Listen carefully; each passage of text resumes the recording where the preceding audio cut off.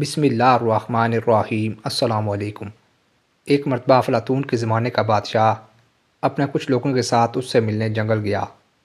ملاقات ہو گئی اور بادشاہ نے سوال کیا، آپ یہاں جنگل میں رہتے ہیں مگر یہاں آپ کے پاس کھانے اور پینے کی کوئی چیز بھی نظر نہیں آتی۔ یہ کہتے ہوئے بادشاہ نے کچھ جملے ایسے استعمال کیے جس سے ایسا لگتا تھا کہ وہ اس کی حقارت کر رہا ہے۔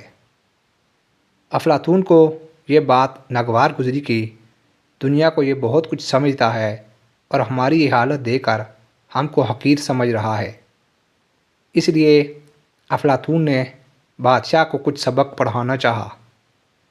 افلاطون نے بادشاہ کے رخصت ہونے کے موقع پر اس سے کہا کہ جناب، میری ایک گزارش ہے، وہ یہ کہ فلاں وقت آپ ہمارے یہاں تشریف لائیں۔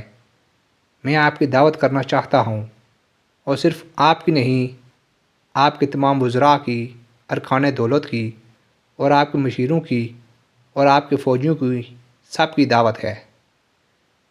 اس کی بات کا بادشاہ انکار بھی نہیں کر سکتا تھا، اس لیے اس نے افلاطون کی دعوت قبول کر لی۔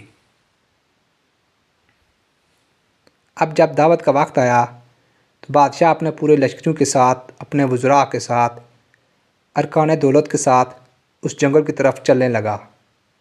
جنگل کے قریب پہنچے تو دور ہی سے سب کو نظر آ رہا تھا کہ یہاں سے وہاں تک عظیم الشان قسم کی عمارتیں ہیں، راستے بنے نظر آ رہے ہیں، بہترین انتظامات نظر آ رہے ہیں۔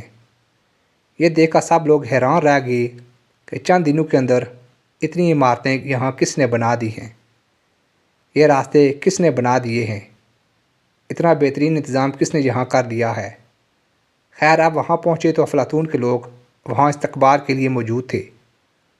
لوگوں نے ان کا استقبال کیا اور لے جا کر ہر ایک کو اپنے اپنے مقام پر پہنچا دیا۔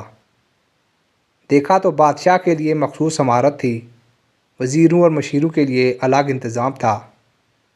جب کھانے کا وقت آیا تو بہترین قسم کے کھانے پیش کیے گئے۔ سب نے کھانا کھایا اور خوب سیراب ہوئے، اور جب رات کا وقت آیا تو سب لوگ آرام کرنے اپنی اپنی عمارتوں میں پہنچ گئے اور سو گئے۔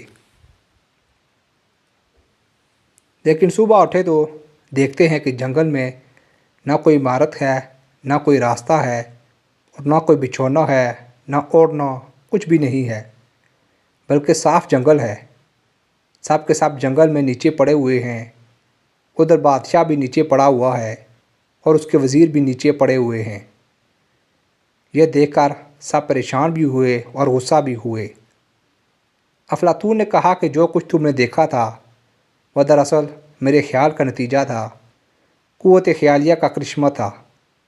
قوت خیالیہ سے آپ کے ذہنوں میں نے یہ عمارتیں ڈال دی، یہ عجیب و غریب تماشا آپ کو دکھا دیا۔ حقیقت میں کچھ نہیں تھا۔ میں نے تم کو یہ بتانا چاہا کہ جب تم آخرت میں جاؤ گے تو یہ دنیا کی زیب و زینت، عیش و آرام جسے تم سب کچھ سمجھتے ہو، اس طرح محض ایک خیالی صورتیں نظر آئیں گی۔